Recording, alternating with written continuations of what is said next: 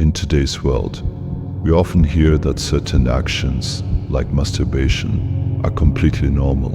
But to what extent? How often can you indulge without it becoming a harmful obsession? And what if the desire becomes uncontrollable? These questions aren't just trivial.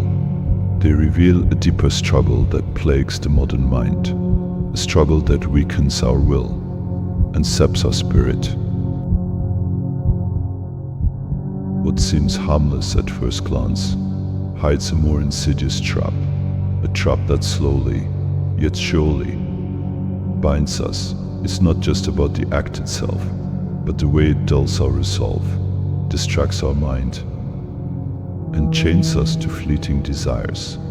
Today we'll delve into the science behind this trap and the wisdom of the Stoics, who teach us the art of mastering our desires.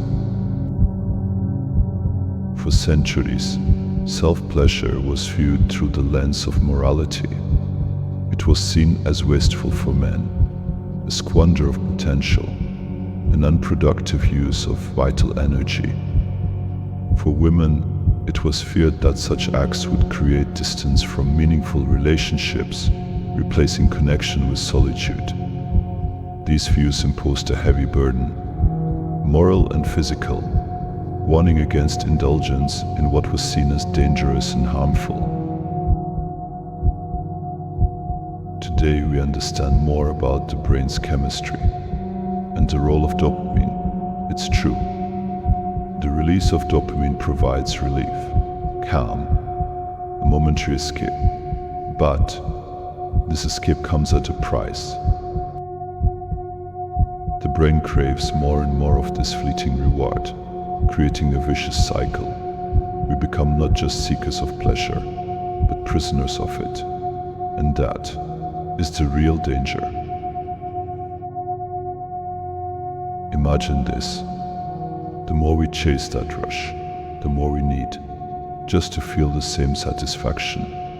It's like being trapped in a maze, constantly searching for the exit that keeps moving further away. This is not just about pleasure, it's about losing control, surrendering to a force that grows stronger with each indulgence. How often do we find ourselves caught in this loop, and at what cost?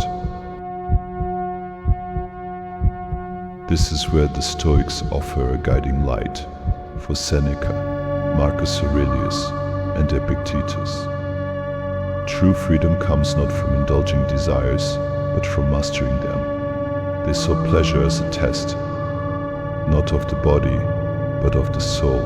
To the Stoics, every indulgence is an opportunity, a moment to exercise self-control, to choose the higher path over the easier one.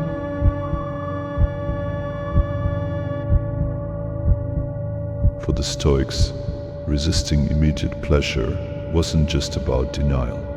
It was about discovery of our true selves, beyond the pull of fleeting desires. They taught that every desire indulged is a chain around our necks, but every desire resisted is a step towards freedom.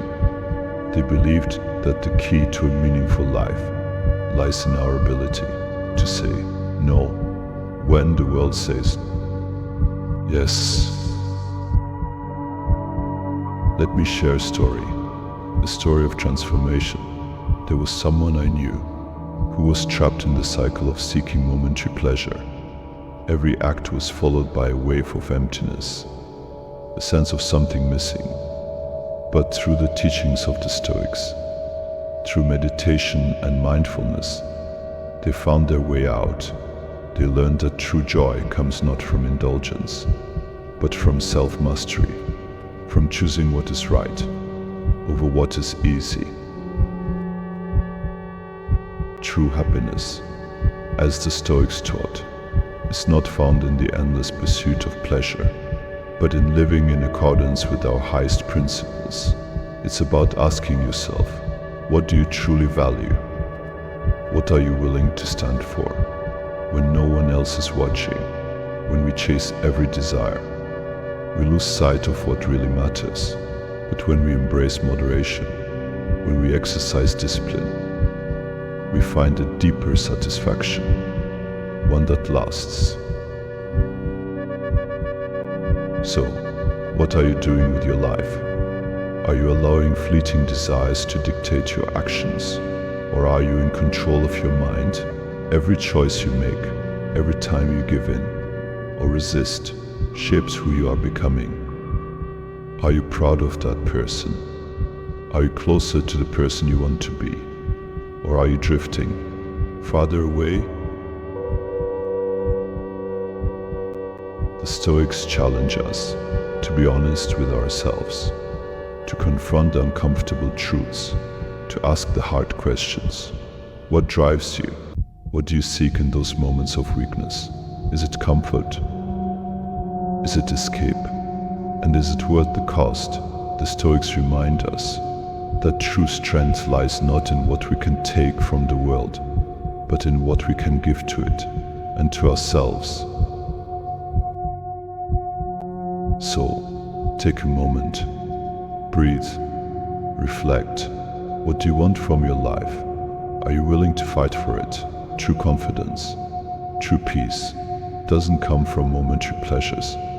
It comes from living in alignment with your deepest values, from mastering your mind, from being the master, not the servant, of your desires. Write it down. I am powerful. I control my mind. I choose growth. I choose purpose. But let's be real for a second. This isn't easy, and I know. You've probably tried before and stumbled.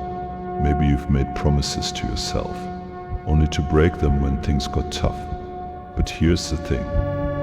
Growth doesn't happen in your comfort zone. It happens in those uncomfortable moments.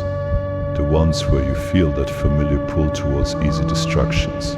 So ask yourself, are you ready to step up? Are you ready to embrace the discomfort?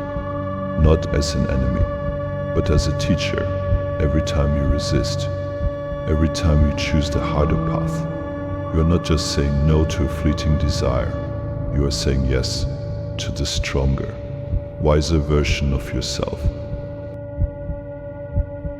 So here's my challenge to you. Next time you feel that familiar urge, stop, take a deep breath, ask yourself, what do I really want right now? Is it just a quick escape?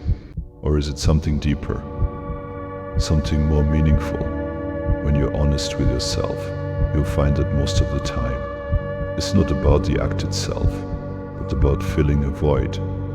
So instead of reaching for the easy fix, reach for something that truly nourishes you. Go for a walk. Write down your thoughts. Call someone who uplifts you. Engage in something that builds you up, not something that tears you down. Because every time you do, you're not just resisting an urge, you're rewriting your story. And remember, this journey isn't about perfection. It's not about never making mistakes. It's about showing up every single day and trying. It's about choosing to be just a little bit better than you were yesterday. And when you slip, when you falter, don't beat yourself up. Learn from it, use it, let it fuel your determination to keep going, because you are not defined by your failures, but by how you rise from them. You have the power to change, to grow, to become the person you've always wanted to be. It's all within you, right now, so take that first step, and then another, and keep moving forward. You've got this, and I'm here with you, every step of the way. If this message resonated with you, if you're ready to take control and live intentionally, then like this video, subscribe, and let's walk this path together, because the journey to self-mastery is one we should never walk alone.